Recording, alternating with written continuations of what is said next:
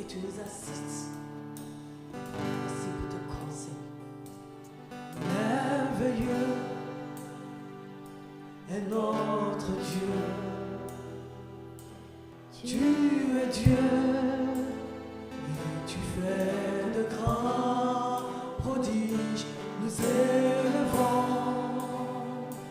ton nom si grand. Prosterne, nous t'adorons. Merveilleux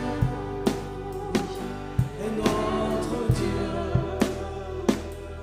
Tu es Dieu et tu fais de grands prodiges. Nous élevons ton nom si grand.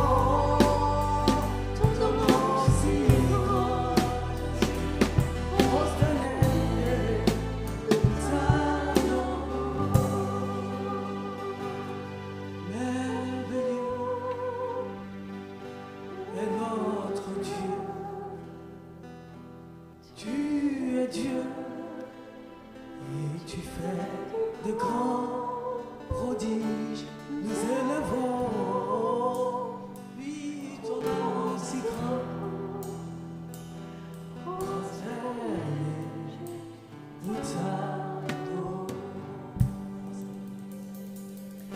prosternés, nous t'adorons,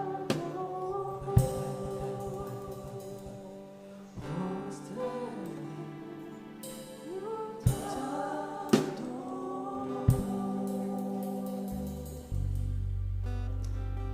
Gloire à son Saint-Nom.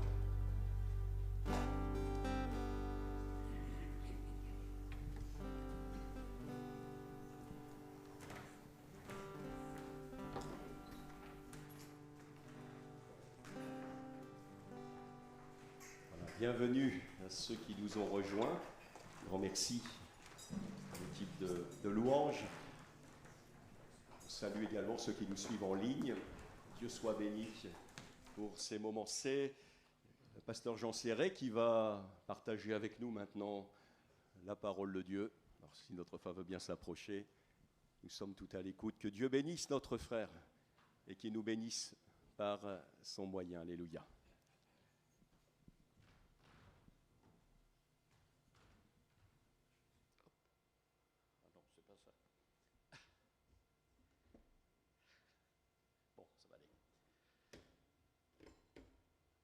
Voilà, Matthieu 25 et au verset 14.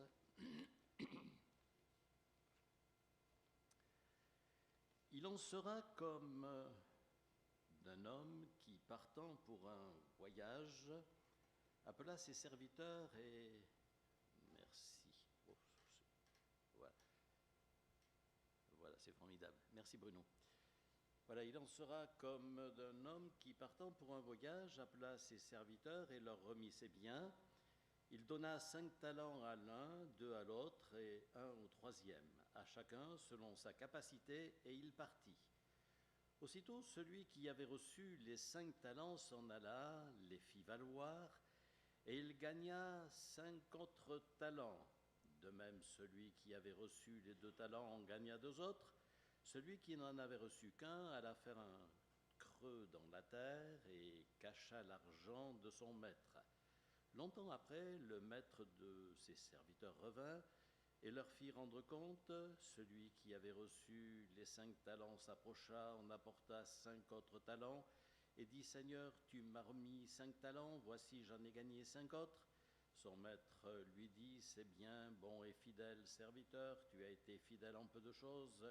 Je te confierai beaucoup, entre dans la joie de ton maître. » Celui qui avait reçu les 2 talents s'approcha aussi et dit « Seigneur, tu m'as remis 2 talents, voici j'en ai gagné 2 autres. » Son maître lui dit « C'est bien, bon et fidèle serviteur, tu as été fidèle en peu de choses, je te confierai beaucoup, entre dans la joie de ton maître. » Celui qui n'avait reçu qu'un talent s'approcha ensuite et il dit « Seigneur, je savais que tu es un homme dur, qui moissonne où tu n'as pas semé et qui amasse où tu n'as pas vanné. J'ai eu peur et je suis allé cacher ton talent dans la terre. Voici, prends ce qui est à toi. » Son maître lui répondit « Serviteur méchant et paresseux, tu savais que je moissonne où je n'ai pas vanné. Il te fallait donc remettre mon argent au banquier et à mon retour, j'aurais retiré ce qui est à moi avec un intérêt. Ôtez-lui donc le talent et donnez-le à celui qui a les 10 talents, car on donnera à celui qui a et il sera dans l'abondance, mais à celui qui n'a pas, on ôtera même ce qu'il a. Et le serviteur inutile, jetez-le dans les ténèbres du dehors, où il y aura des pleurs et des grincements de dents. » On va lire un deuxième texte qui, lui, se trouve dans l'Évangile selon saint Luc, au chapitre 19. Évangile selon saint Luc, au chapitre 19.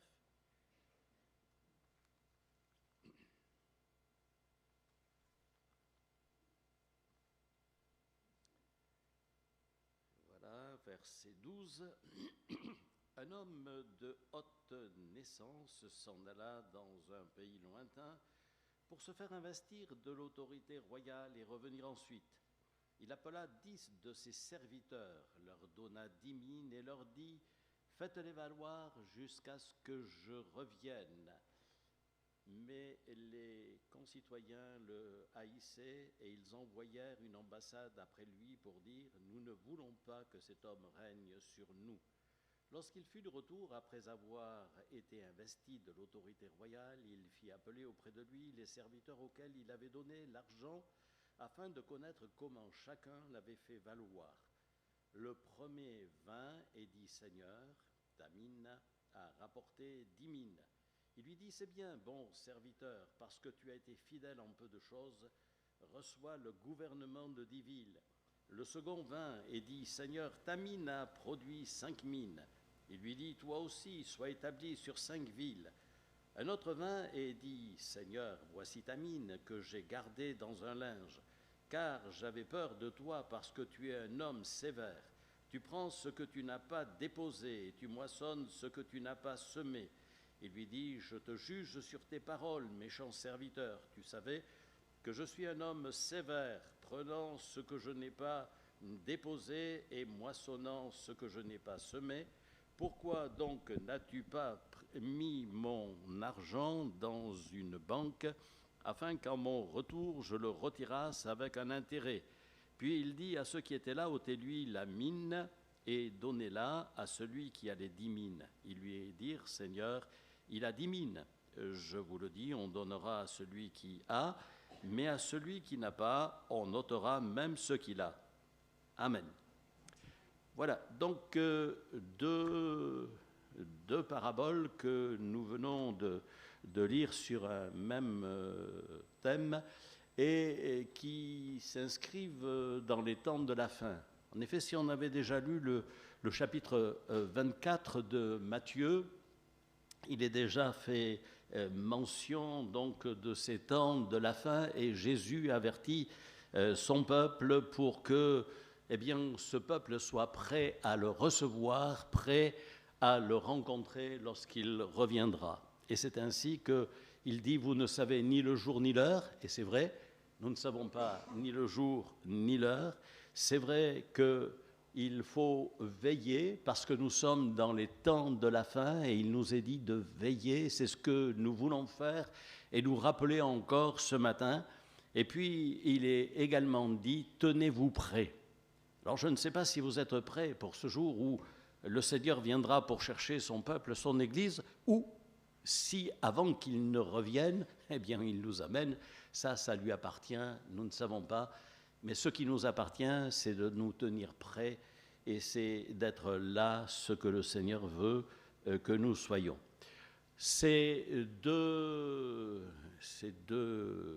textes de l'Écriture que nous avons partagés dans Matthieu et dans Luc se ressemblent fortement et avec des termes un peu différents, mais parlent un peu du même sujet. Et c'est sur aussi le thème du service que cela nous amène, avec chaque parabole des points particuliers, mais ils sont quand même proches l'un de l'autre, et ils pourraient représenter donc deux versions différentes d'un même original au départ. Lorsque nous avons lu Matthieu, il est parlé d'un homme qui part pour un voyage, et donc en partant pour ce voyage, il va faire quelque chose, il va donc donner à ses serviteurs des talents. Dans Luc, il est dit que c'est un homme de haute naissance qui va dans un pays éloigné pour recevoir la dignité royale. D'un côté, il y a des talents qui sont donnés. Il est parlé de 5 talents, de 2, de 1. D'un autre côté, il est parlé à chacun 10 mines, avec un résultat qui, lui, va être proportionné à ce qu'ils ont reçu, puisque l'un dira qu'il a reçu, donc il a ramené 10 mines, l'autre dira qu'il a ramené 5 mines, et l'autre qu'il a déposé dans un linge, alors que pour Matthieu, il y a Donc, les talents qui ont été donnés à 5 talents, et cela a rapporté la même chose. Ce que nous pouvons remarquer également dans ces 2 textes, c'est que dans Matthieu, il est dit « Je te confierai », et ensuite il lui est dit « Entre dans la joie de ton maître, je te confierai ». Nous allons revenir là-dessus tout à l'heure, et dans Luc, il est dit « Je t'ai établi ». Et de toute manière, les 2 textes se terminent donc avec un homme qui d'un côté a eu un talent, de l'autre côté a eu une mine, mais qui ont eu peur, qui n'ont pas fait ce qu'ils auraient dû faire, c'est-à-dire de prendre cet argent et de le faire travailler auprès d'un banquier pour qu'il rapporte quelque chose. Mais nous voyons que, eh bien, ils ont eu peur, ils ont caché cette chose et ne l'ont pas fait valoir. Ce que nous pouvons dire, c'est qu'à tout homme qui a donné, on lui donnera. Et ce que nous voyons également, eh bien, c'est que si rien n'est fait pour mettre en valeur ce que Dieu nous a donné, il y aura eh bien, une rétribution malheureuse, puisqu'il est dit qu'il sera jeté dans les ténèbres et il n'aura point part à l'héritage. Maintenant, nous voyons qu'il y a des points que nous allons relever et qui sont là pour nous enseigner, parce que Dieu nous a appelés, nous, frères et sœurs, à faire quelque chose pour lui. Et nous sommes là ce matin, gloire à Dieu, nous sommes nombreux, gloire à Dieu, nous sommes heureux d'être ensemble dans la communion fraternelle, gloire à Dieu, mais nous voulons nous rappeler et nous voulons remettre en mémoire eh bien, ce que le Seigneur attend de chacun d'entre nous.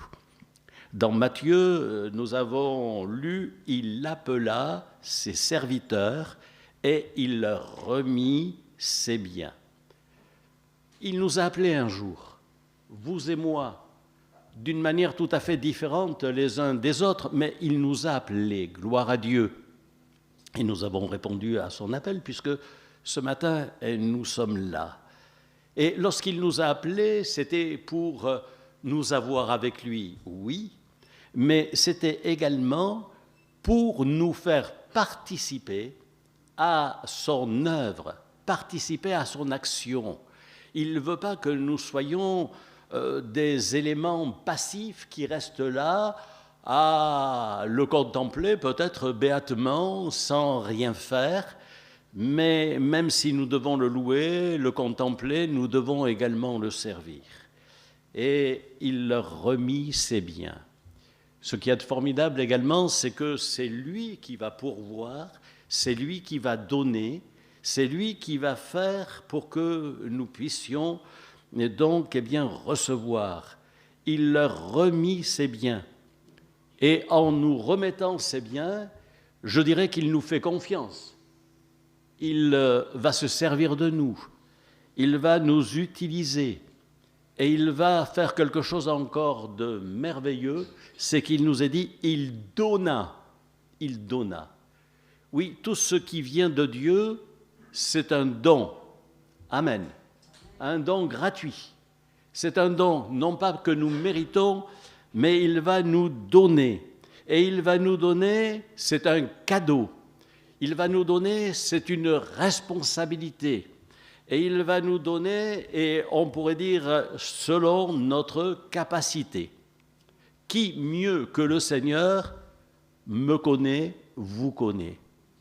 Et il sait en effet bien ce que nous avons besoin, et il sait quelles sont nos capacités. Littéralement, on pourrait dire, il leur a donné à chacun selon sa puissance. Et Dieu veut donc nous utiliser et Dieu veut agir. Quand on lit 1 Pierre, chapitre 4, verset 10, il nous est dit que chacun mette au service des autres le don qu'il a reçu.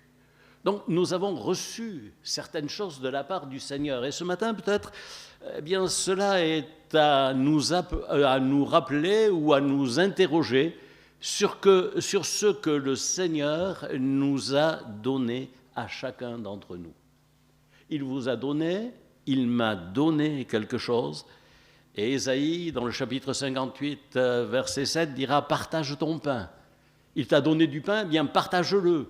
Et il y a toute une parabole où il est parlé de venir en aide à ceux qui sont dans le besoin, ceux qui n'ont pas de nourriture, ceux qui n'ont pas de vêtements, ceux qui ont besoin de toute la grâce de Dieu. Et l'Évangile nous parle, et Jésus nous parle au travers de plusieurs passages de ce que nous avons à apporter, à mettre au service des autres. Vous avez un don. Vous allez dire, mais moi je n'ai rien reçu. Détrompez-vous. Nous avons tous reçu quelque chose de la part du Seigneur. Il nous a aimés, tant aimés, qu'il nous a donné, à nous de savoir exactement ce qu'il nous a donné. Romains chapitre 12, verset 3, nous parle de la différence des dons que Dieu nous a donnés. Romains chapitre Romains chapitre 12. Et au verset 3, on peut le lire.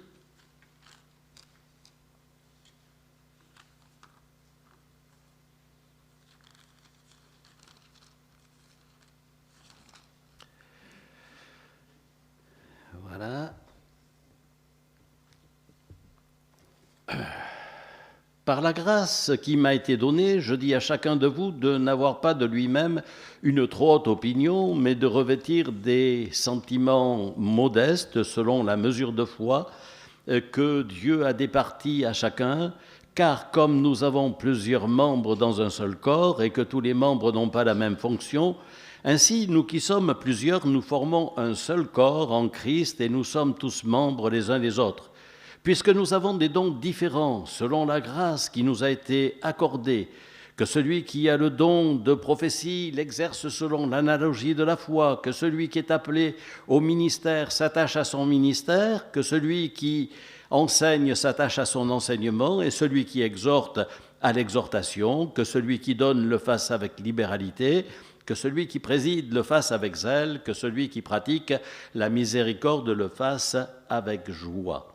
Donc là, Paul bien parle justement de ce qui est mis à disposition et nous voyons que ce n'est pas la même chose qui est donnée à tous, mais qu'à l'un est donnée une chose, à l'autre est donnée une chose, et peut-être que nous excellons plus dans un domaine que dans un autre parce que nous servons le Seigneur.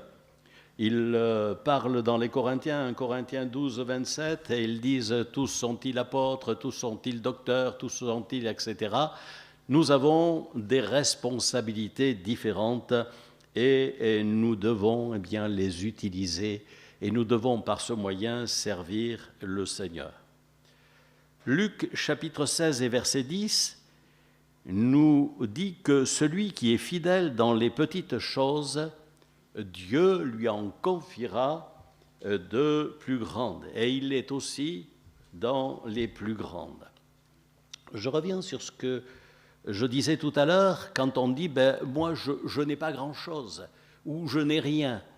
Et nous avons des exemples dans la parole de Dieu, Gédéon par exemple. Gédéon, lorsque Dieu va lui demander de le servir, il va dire « Je suis le plus petit, ma famille est la plus petite ». Et il va, c'est vrai, à ses yeux, voir qu'il n'est pas grand-chose, qu'il est petit. Je suis le plus petit, et pas petit, mais le plus petit. Peut-être que ce matin, vous avez une telle pensée à votre égard. Vous dites, je suis le plus petit de tout cet auditoire qui est là. Mais Dieu va se servir, et il utilise les choses faibles de ce monde pour confondre les fortes. Alléluia. Et nous en avons fait l'expérience plusieurs fois. En vous disant cela, je me souviens d'une expérience ici faite à Royan, à l'époque, où une de nos sœurs qui est auprès du Seigneur maintenant, c'était Patricia, avait rendu témoignage au port et donné un prospectus à un homme qu'elle avait rencontré, qui avait un bateau, avec un beau bateau ancien, etc. Elle lui avait donné un prospectus en lui disant « Venez, on a des réunions au camping tous les matins, venez ». Et cet homme, donc, a accroché à cette invitation. Il a pris son petit pliant, parce qu'elle lui avait dit « il faut venir avec sa chaise », parce qu'à l'époque, on ne fournissait pas les chaises. Il faut venir avec sa chaise. Alors, il était venu avec son petit pliant, avec sa chaise, et puis il est arrivé à la réunion, et puis il a écouté, j'ai prêché, on a chanté, et puis bonjour, bonjour, et puis il m'a dit « j'étais invité par une de vos croyantes qui m'a dit de venir ». Puis le lendemain, il est encore venu. Puis le surlendemain, il est encore venu. J'ai dit, tiens, il a l'air vraiment intéressé, ce monsieur. Alors, on a engagé la conversation et on a parlé ensemble. Et je lui ai dit, mais vous êtes là? Oui. Alors, il m'a expliqué un peu. Et je lui ai dit, mais qu'est-ce que vous faites? Il m'a dit, je suis le numéro 2 du nucléaire français de l'époque. Oh. Ah bon? Bienvenue. Et je me disais, mais qui es-tu, toi, petit prédicateur, pour parler? Et cet homme me dit, ah, vous savez, c'est formidable d'entendre la parole de Dieu. Oh, j'ai jamais entendu comme ça. Et je me disais, si tu savais comment. Hein? Et moi, je trouvais pas que c'était des plus formidables, peut-être, ce que j'avais apporté ce jour-là. Mais cet homme a été touché par la grâce de Dieu. Pendant tout un temps, il est venu aux réunions. Il a eu l'occasion de demander que l'on prie pour son fils qui était médecin sur Bordeaux, qui avait un cancer et qui a été guéri du cancer. Il nous a amenés, les enfants étaient tout petits à l'époque, un jour il nous a amenés sur son bateau et on a fait tout le long de la côte Saint-Georges, enfin, etc., etc. Et on a passé avec cet homme des moments super. Il venait à la maison, il y avait encore mes parents. Et avec cet homme, on a eu des relations pendant tout un temps. Je ne sais pas ce qu'il est devenu, on est parti, et certainement qu'il n'est peut-être plus là, lui non plus, parce qu'il était déjà âgé. Mais je suis le plus petit. Mais Dieu se sert des plus petits. Lorsque Dieu a parlé avec Moïse, Moïse lui a fait remarquer en disant « Mais je n'ai pas la parole facile. Je n'ai pas la parole facile. » Et c'est vrai que peut-être parfois... on va parler et on n'a pas la parole facile. Il y en a qui, quand ils parlent, ça débite. Hein, et puis, alors, il n'y a pas de souci. Mais d'autres, peut-être, qui vont un peu bégayer. Ils vont être mal à l'aise. Mais Dieu va se servir de Moïse. Il va l'utiliser. Je vois également que quand il va parler avec Jérémie, au début de son livre, va lui dire « mais je ne suis qu'un enfant ». Et Dieu va lui dire « mais ne dis pas « je suis un enfant ». Parce que je vais te toucher, je vais te bénir. Et on sait que malgré tout ce que Jérémie a pu endurer durant toute sa période, durant tout son ministère, nous savons que ça n'a pas toujours été facile, puisqu'il y a les lamentations de Jérémie. Mais nous savons que Dieu l'a utilisé et que Dieu l'a béni.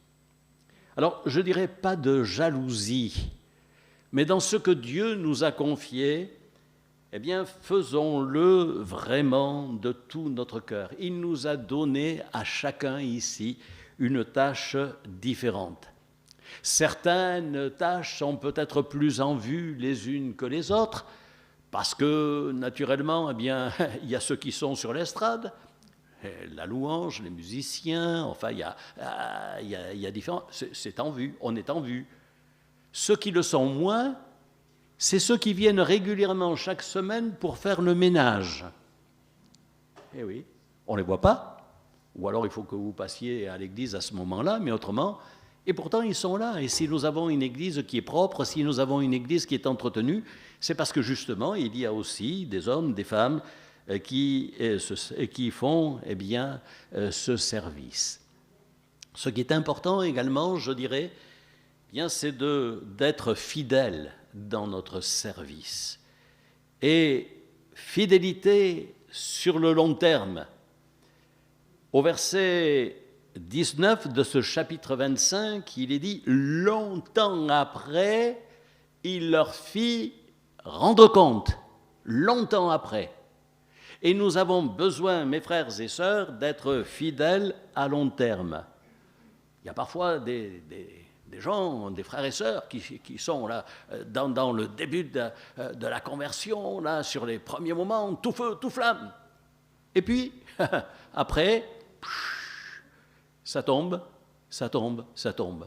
Dieu n'éteint pas le lumignon qui fume, alléluia. Mais Dieu vous demande tout simplement d'être fidèle sur le long terme. Alors, il leur fit rendre compte, et dans la version Hostie, qui est une version donc de traduction de la Bible, il est dit « il règle ses comptes avec eux ». Oui, Dieu règle ses comptes, mais de la bonne manière. Hein. Quand on dit on va régler ses comptes, c'est parfois avec une connotation différente, mais Dieu veut régler les comptes, c'est-à-dire qu'il veut parler avec nous et nous poser peut-être la question de savoir où nous en sommes aujourd'hui. Il indique à chacun sa tâche. Et je reviens là-dessus, connaissons-nous la tâche que Dieu nous a confiée? Peut-être pas encore. Peut-être que vous avez envie de servir. Peut-être vous dites, mais je voudrais faire quelque chose pour Dieu, mais je ne sais pas comment m'y prendre, je ne sais pas comment faire. Alors je vais vous donner un conseil. À la fin du culte, ou dans les jours qui viennent, vous allez aller vers votre serviteur, vers votre pasteur, et vous allez lui dire, eh bien voilà, je veux servir. Qu'est-ce que je peux faire? Dites-moi à quel poste vous voulez que je me tienne. Et vous allez voir, Dieu va vous indiquer votre tâche. Alléluia. Peut-être pas celle que vous espériez. Parce que quand on veut servir le Seigneur va se servir de nous. Et j'ai remarqué que quand il est parlé de Paul, dans Actes chapitre 9, verset 16, Dieu dit « Je lui montrerai ce qu'il doit souffrir ». Nous, on pensait que ça serait différent. On pensait que servir le Seigneur, ça va nous apporter des points, et puis que ça va nous donner de passer outre certaines choses. Non, je lui montrerai ce qu'il doit souffrir. Il y a un verset qui m'a souvent interpellé dans toute ma vie, dans tout mon ministère, et qui se trouve dans Jean chapitre 21 et au verset 18, et où là Jésus va parler à Pierre et lui dit « Quand tu étais jeune, tu allais où tu faisais ce que tu voulais. Mais quand tu seras vieux, où tu te saignais toi-même, mais quand tu seras vieux, tu étendras tes mains et un autre te ceindra et te mènera où tu ne voudras pas. » À réfléchir. Et je vous invite à le méditer, ce texte. Quand tu étais jeune converti, quand tu étais bouillant, quand tu étais zélé, tu faisais ce qui te semblait bon, ce qui te paraissait agréable, tu le faisais de tout ton cœur. Mais quand tu seras vieux, tu as pris de la bouteille, tu as pris des années, c'est plus pareil, tu n'as plus autant de force. Et Dieu t'amène dans des moments où forcément tu ne veux pas aller toujours, mais c'est là que Dieu t'attend. C'est là que Dieu veut que tu sois. Quand tu seras vieux, un autre te ceindra et te mènera là où tu ne veux pas aller. Non pas ce que je veux, mais ce que tu veux. Nous avons le grand exemple de Jésus qui a dit à son Père, non pas ce que je veux, toutefois que cette coupe s'éloigne de moi, mais non pas ce que je veux, mais ce que tu veux pour moi, Seigneur. Et nous avons aussi besoin, et j'ai besoin également. Et souvent, j'ai médité ce texte et je l'ai expérimenté. Et je suis passé par des chemins qui n'étaient peut-être pas ce que j'aurais espéré. Des chemins difficiles, rocailleux. Mais je peux dire que le Seigneur était là. J'ai été jeune, et j'ai vieilli. Au psaume 37, il est dit cela, j'ai été jeune et j'ai vieilli. Et c'est vrai, nous avons été jeunes et nous vieillissons. Mais gloire à Dieu, parce que même avec notre âge avancé, on n'est pas fichu. On n'est pas à mettre au rebut de côté des bons à rien, non.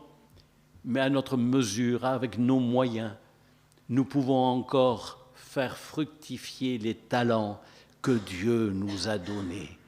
Je ne sais quelle est la responsabilité que Dieu vous a donnée, si c'est 5 talents, 2 talents ou 1 talent, ou si c'est 10 mines ou qu'une mine. Je ne sais pas ce que Dieu vous a exactement donné, mais ce que je sais, mes frères et sœurs, c'est que je vous encourage à faire fructifier ce que le Seigneur vous avait donné pour qu'il soit vraiment glorifié dans votre cœur et dans votre vie. Il est parti, ce maître, de votre naissance, il est revenu. Et dans Luc chapitre 19 et au verset 12, Luc chapitre 19 et au verset 12,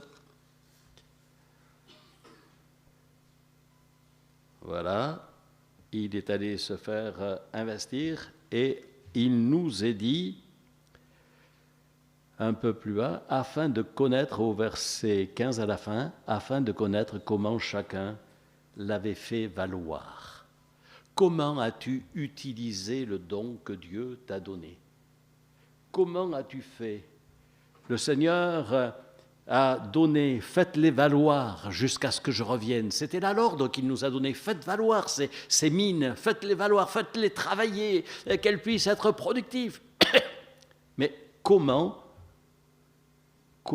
chacun l'a fait valoir? Comment on s'y est pris? Comment on a fait? Et je crois que nous avons besoin de faire le bilan de nos activités, la manière dont nous avons fait valoir. Est-ce que nous avons toujours été au service de notre Seigneur? Est-ce que nous avons fait ce qu'il attendait de nous? Ce que je voudrais tout simplement rappeler, c'est quelques versets qui nous disent que, par exemple, en Romains 14, 12, chacun de nous rendra compte, non pas au pasteur, mais chacun de nous rendra compte à Dieu. C'est lui qui nous voit, c'est lui qui nous côtoie, et c'est lui qui va nous évaluer afin que nous puissions être là devant lui. Et dans Matthieu 25, 31, il est parlé des bénis et des maudits. Bénis ceux qui ont fait la volonté de Dieu, bénis ceux qui ont marché selon les choses de Dieu, mais maudits ceux qui ont refusé la grâce de Dieu. 2 Corinthiens chapitre 5 et au verset 10, nous parle qu'un jour nous aurons à comparaître devant le tribunal de Christ. Nous aurons à comparaître devant ce tribunal de Christ. 1 Corinthiens chapitre 4, 2, il est dit ce que l'on demande et on vous demande ce que l'on me demande, c'est d'être fidèle au Seigneur. Oui, fidèle au Seigneur. Chacun rendra compte pour toute parole vaine. Matthieu 12, 36. Et nous avons besoin de faire attention à nos paroles. Nous avons besoin de faire attention à tout ce que nous faisons quand nous servons le Seigneur. Matthieu 18, 23, il est dit il fera rendre compte à ses serviteurs. Il posera des questions. Il dira, mais comment avez-vous fait? Comment avez-vous travaillé? Et là, à nous de nous poser la question, comment avons-nous travaillé? Et comment travaillons-nous pour le Seigneur? Par intérêt? Par motif de compétition par rapport peut-être à d'autres qui sont à nos côtés, ou alors par amour. Je souhaite que nous puissions travailler par amour pour notre Seigneur, parce qu'il nous a sauvés, parce qu'il nous a bénis, parce qu'il a fait pour nous de grandes et de belles choses, alors nous voulons le servir et nous voulons dire, Seigneur, tu as mis à ma disposition ces talents, tu as mis ces mines à ma disposition, bien, je vais les utiliser, je vais les faire grandir. Vous allez voir, ça va être formidable. Si on met en pratique la parole de Dieu, si on répond aux critères que le Seigneur nous donne, eh bien, ça va être formidable. Alléluia. Parce qu'on va servir le Seigneur avec intérêt, avec amour. On va servir le Seigneur et on va compter sur lui. Seigneur, tu nous as donné des talents, eh bien je vais les mettre à disposition. Oh, c'est vrai que, eh bien on va les placer devant le Seigneur et il va les utiliser. J'ai toujours été aussi interpellé par un texte de l'Ancien Testament lorsque Dieu s'est servi de Betsaléel et de Oholiab. Ils ont été dans la construction du temple et il est dit que Dieu les a qualifiés, les a remplis de l'esprit et les a rendus capables de faire toutes sortes de bonnes œuvres, toutes sortes de choses formidables. Et c'est quelque chose d'extraordinaire parce que Dieu nous rend capables, Dieu nous qualifie. Dieu va nous donner des talents, des mines, mais il va aussi nous donner le moyen, la capacité de les employer, de les utiliser pour qu'ils puissent être fructifiés et qu'ils puissent nous dire « c'est bon, bon et fidèle serviteur, entre dans la joie de ton maître ». C'est bon. Et en conclusion, je voudrais donc terminer par Marc chapitre 13, verset 33. Marc chapitre 13 et au verset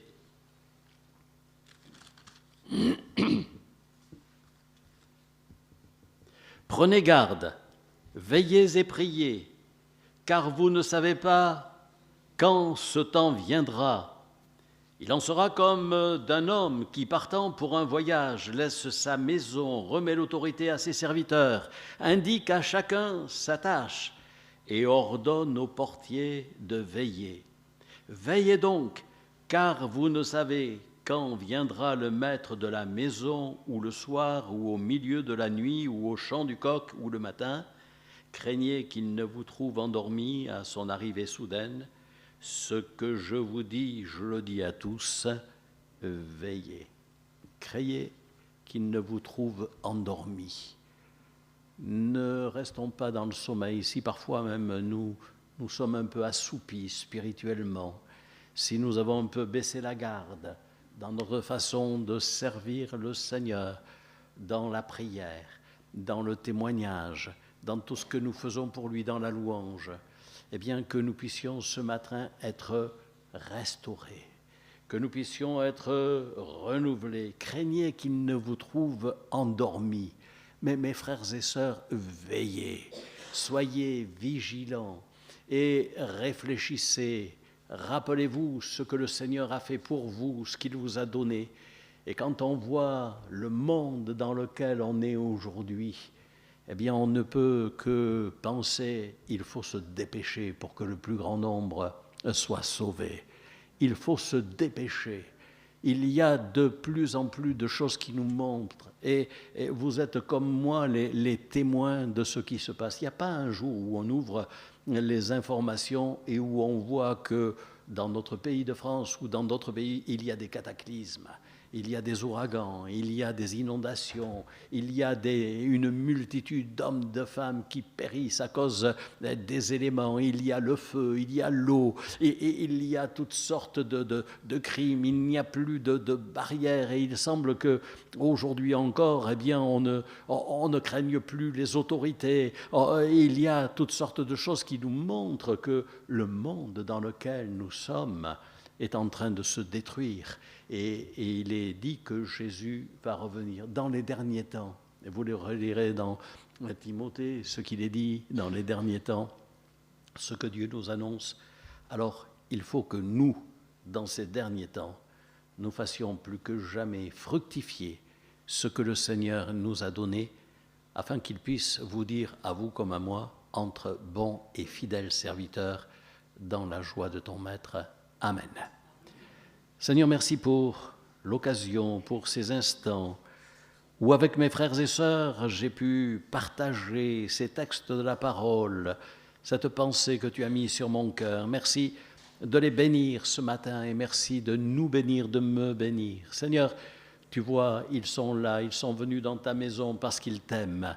Ils sont venus pour te remercier et dans quelques instants, ils vont avoir l'occasion d'élever leur voix et de te faire connaître leur reconnaissance au travers de la louange, au travers de l'adoration. Seigneur, merci parce que tu bénis ce matin. Merci parce que tu es là au milieu de nous, tu passes dans les rangs, ton Saint-Esprit est là pour agir, ton Saint-Esprit est là pour toucher nos cœurs, nos esprits, il est là pour nous renouveler, il est là pour nous fortifier, pour rallumer la flamme qui peut-être s'est étiolée, s'est abaissée, mais Seigneur, ce matin, tu es là pour nous renouveler et pour nous bénir, qu'à toi, Seigneur, soit toute la gloire maintenant et à jamais, dans le précieux nom de Jésus le Sauveur. Merci et à toi soit toute la gloire. Amen. Amen.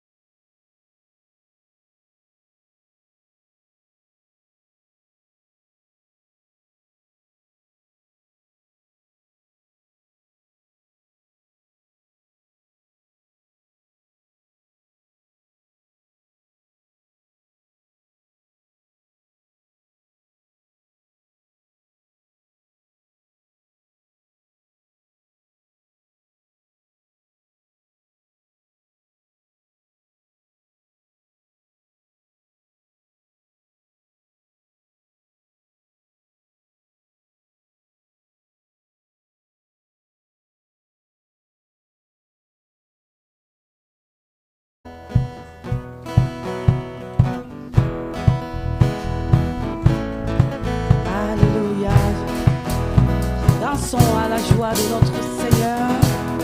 On tape les mains. Que ceux qui ont cherché Jésus, qui l'ont trouvé, chantent avec joie.